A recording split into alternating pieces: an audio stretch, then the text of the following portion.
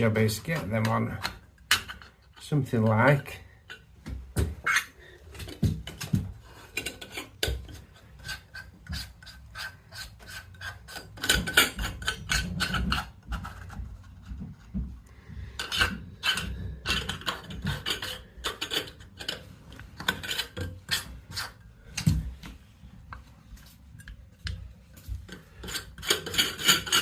square them up. PTFE tape on there and the valve goes on.